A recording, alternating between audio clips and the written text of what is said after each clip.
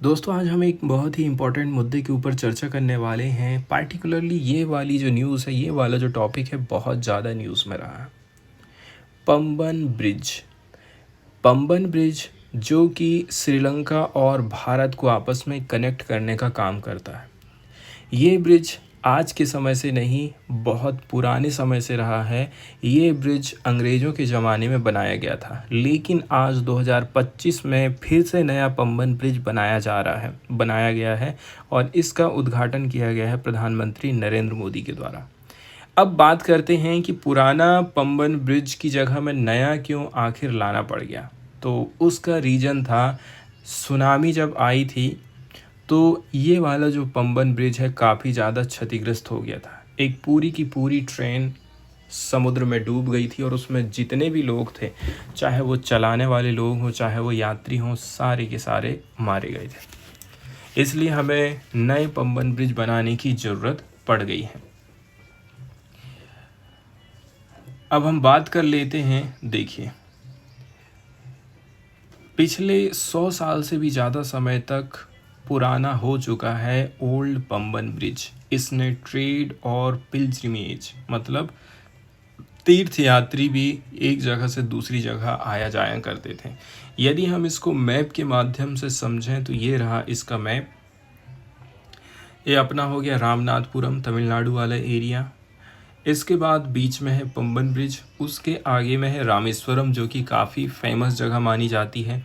उसके बाद और आप यदि आगे जाएंगे तो धनुषकोडी है, और इस तरफ से राइट हैंड तरफ की तरफ यदि हम जाते हैं तो श्रीलंका का पोर्ट पड़ेगा। तो अंग्रेज़ों के ज़माने से लेकर के आज टाइम तक के पीरियड तक की यदि हम चर्चा करें तो पंबन ब्रिज ने हमेशा से ही एक महत्वपूर्ण भूमिका अदा करी है। ठीक है, बहुत ही ज़्यादा उस समय में ये हिस्सा व्यस्त रहा करता था। पुराने ब्रिज में जंग लगने लगी थी, इसके अलावा इसमें मेंटेनेंस का खर्चा भी काफ़ी ज़्यादा बढ़ गया था। साथ ही साथ ऑपरेशनल चैलेंजेस मतलब कामकाज में दिक्कत होने के चलते चलते नया पंबन ब्रिज बनाने का निर्णय लिया गया था। ठीक है, ये देखिए आप, जब सुनामी आई थी तो इस प्रकार से प्रभावित हुआ था ये पंबन ब्रिज। ये देखिए कितनी बुरी तरह से ट्रेन पूरी की पूरी डूब गई थी। वहीं यदि हम बात करें इस ब्रिज की तो ये ब्रिज नीले समुंदर के ऊपर फैला हुआ है और रामेश्वरम को भारत की मेनलैंड से जोड़ने का काम करता है। इस पर से ट्रेन और जहाज़ दोनों गुजर सकते हैं। कैसे करके गुजरेंगी, देखिए ये वाले हिस्से को यदि आप देखोगे ना तो हमने ब्रिज बना दिया है, यहीं इसी के ऊपर से ट्रेन जा रही है और इसी के नीचे से क्या जा रही है, जहाज़ जा रही है। जब बड़े जहाज़ यहाँ से गुजरते हैं तो ये जो ब्रिज है इसको ऊपर उठा दिया जाता है ताकि बड़े जहाज़ आसानी से जा सकें। तो न्यू पंबन ब्रिज का उद्घाटन प्रधानमंत्री नरेंद्र मोदी ने रामनवमी के दिन 6 अप्रैल को किया। कुछ इम्पोर्टेंट फैक्ट जो इससे जुड़े हुए हैं, जैसे कि यह ब्रिज 100 साल पुराने पंबन ब्रिज की जगह लेने वाला है। ये भारत का पहला वर्टिकल लिफ्ट रेलवे सी ब्रिज होगा एंड इसको हमने बनाए हैं स्टेनलेस स्टील रेनफोर्समेंट्स और पॉलीसिलॉक्सेन पेंट से इसका निर्माण किया गया है ताकि ये समुद्री वातावरण में मतलब मैरीन कंडीशन को सह सकेगा। इसकी एक्सपेक्टेड लाइफ स्पान 58 साल है। मतलब हम उतना अच्छा नहीं बना पाए हैं जितना अच्छा अंग्रेज बनाए थे 1911 में। इसकी एक्सपेक्टेड जो लाइफ है वो 58 ही साल है, और जबकि पुराना वाला ब्रिज 100 साल तक चल चुका है। इसके अलावा इसमें ऑटोमेटेड इलेक्ट्रोमैकेनिकल लिफ्ट सिस्टम है जिससे ये ब्रिज 17 मीटर की हाइट तक ऊपर उठ सकता है ताकि जहाज़ आराम से नीचे से गुजर सके। वहीं यदि हम चर्चा कर लें पुराना ब्रिज जो उस समय में बनाया गया था वो कितना ज़्यादा मजबूत था। ठीक है, तो बोला जा रहा है कि जो पुराना ब्रिज था ना, ब्रिटिश एरा के दौरान इंडो साइलोन ट्रेड मतलब भारत और श्रीलंका के बीच में ट्रेड के लिए इसका निर्माण किया गया था। ये ब्रिज 1964 की विनाशकारी सुनामी में भी खड़ा रहा था जब एक पूरी ट्रेन समंदर में बह गई थी। रेलवे अधिकारियों का कहना है ये जो नया ब्रिज बनाया गया है ये रेलवे इंजीनियरिंग की ताकत का टेस्टामेंट का प्रतीक है और भारत के इंफ्रास्ट्रक्चर के लेवल को बहुत ऊपर लेकर के जाता है। पुराने पंबन ब्रिज की यदि हम चर्चा करें तो इसका निर्माण चालू हुआ था 1911 में एंड ये ऑपरेशनल हो गया था 1914 में। मात्र 3 साल में ही काम खत्म।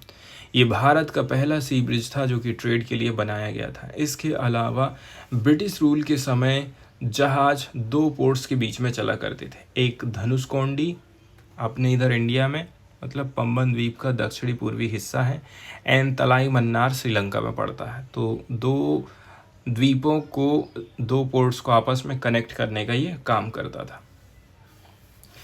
इसके बाद 1964 की जब सुनामी आई थी तो 23 दिसंबर 1964 की रात एक भयानक टाइडल वेव ने पंबन द्वीप को तबाह कर दिया था। रात 11 बजे Pamban Dhanushkodi passenger train 653 number bridge पार कर रही थी। ये ट्रेन समुंदर में बह गई और सुबह सिर्फ इंजन का चिमनी दिख रहा था। स्टेशन के कर्मचारियों को सुबह 6 बजे स्थिति का पता चला था। CRS रिपोर्ट 1967 के हिसाब से देखा जाए ट्रेन में लगभग 100 से 110 यात्री और 18 रेलवे कर्मचारी थे। सबकी डेथ हो गई। कुछ रिपोर्ट में ये संख्या जो है कितनी बताई गई है 250। पुराना ब्रिज भले ही खड़ा रहा पर बुरी तरह से क्षतिग्रस्त हो गया था। दिक्कत ये हो गई मतलब 146 में से 126 स्पान्स बह गए थे और 2 पियर्स भी इसमें तबाह हो गए थे। यदि हम इस ब्रिज की चर्चा करें तो इसमें 2 चीज़ की चर्चा की जाती है। एक होता है स्पैन एंड दूसरा होता है पियर। पियर मतलब ये जो वर्टिकल खंबे लगाए गए हैं बीच बीच में सपोर्ट के लिए बीच में, वो पियर होते हैं, ठीक है। और जो मेन स्तंभ है शुरू का और लास्ट का, इसमें यहाँ पर नाम ये दिया गया उसका एब्यूटमेंट, ठीक है। ऊपर जिसके ऊपर ट्रेन चल रही है वो वाला जो एरिया है वो स्पैन कहलाता है। तो 146 में से 126 स्पैन्स बह गए थे एंड 2 पियर्स भी तबाह हो गई थी। इतनी ज़्यादा कहना चाहिए सुनामी ने नुकसान पहुंचाया था। वहीं यदि हम बात कर लेते हैं श्रीधरन की चर्चा करें, ठीक है, जिन्होंने इस त्रासदी के ऊपर काम किया। दिल्ली मेट्रो के मशहूर इंजीनियर E श्रीधरन ने पंबन ब्रिज के रेस्टोरेशन में अहम भूमिका निभाई थी। उनका कहना है, मैं छुट्टियों में घर पर था तभी चेन्नई से कॉल आया। रेलवे मंत्रालय पहले ब्रिज को दोबारा बनाने के मूड में नहीं था, लेकिन सांसदों के दबाव में इसे 3 महीने में पूरा करने को कहा गया। मैंने इसे सिर्फ 46 दिन में पूरा कर दिया था। ये बात बोली गई थी श्रीधरन के द्वारा 2021 के एक इंटरव्यू में। इसके बाद बहुत सारे लोग और साथ ही साथ जो चीज़ें डूबी हुई थी, फिशरमैन की मदद से डूबे हुए गार्डर्स को समुद्र से बाहर निकाल करके ब्रिज को फिर से खड़ा कर दिया गया। अब हमको नए रूप में इस प्रकार से ब्रिज दिखाई दे रहा है। पुराना ब्रिज व्यापार और तीर्थ के लिए बहुत ज़्यादा ज़रूरी था। कोरोजन, मेंटेनेंस और ऑपरेशनल प्रॉब्लम के चलते चलते नया ब्रिज बनाने का फैसला 2019 में लिया गया। इस ब्रिज की लंबाई है 2.08 किलोमीटर और पुराना ब्रिज से इसको हम और भी ज़्यादा हाइट बढ़ा दिए हैं, 3 मीटर ऊंचा है पुराने ब्रिज से। छोटे जहाज इसके नीचे तो बिना किसी दिक्कत के निकल जाएंगे। इसमें 99 स्पान्स बनाए गए हैं और हर एक की जो डिस्टेंस है वो कितनी है, 18.3 मीटर का है एक स्पान। बीच में 72 मीटर का वर्टिकल लिफ्ट स्पान भी बनाया गया है जो 17 मीटर तक ऊपर उठ सकता है। आप देख रहे हैं खड़े हैं 2 चीज़ें, 2 स्ट्रक्चर लंबे लंबे, 17 मीटर तक की हाइट तक हम स्पान्स को ऊपर उठा सकते हैं। इसके अलावा इस ब्रिज में डुअल रेलवे ट्रैक बनाए गए हैं और इसे 333 पाइल्स और 101 पाइल्स कैप पर बनाया गया है। एंड ये वाला जो ब्रिज है हैवी फ्रेट ट्रेन्स और सेमी हाई स्पीड ट्रेन जैसे कि वंदे भारत को भी संभाल सकता है, इतना ज़्यादा मजबूत इसका स्ट्रक्चर है। इसके बाद हम चर्चा कर लेते हैं इसकी हिस्ट्री की। ये हिस्ट्री भी काफ़ी इम्पोर्टेंट हो जाती है, जैसे कि यहाँ पर हम चर्चा करते हैं। भारत में जब ये ब्रिज बनाया गया था तो उस समय में भारत में कौन राज कर रहा था, श्रीलंका में कौन राज कर रहा था, इसके अलावा कौन कौन सी चीज़ों का ट्रेड हुआ करता था उस समय में श्रीलंका में। ठीक है, तो पंबन ब्रिज एक महत्वपूर्ण ट्रेड रूट हुआ करता था जो भारत और श्रीलंका, उस समय में उसको सिलोन बोलते थे, इसको जोड़ने का काम करता था। ये ब्रिज भारत के रामेश्वरम आइलैंड को मेनलैंड से जोड़ता था और इसके जरिए धनुषकोडी पोर्ट से तलाई मन्नार पोर्ट मतलब श्रीलंका तक ट्रेड और यात्रियों की आवाजाही होती थी।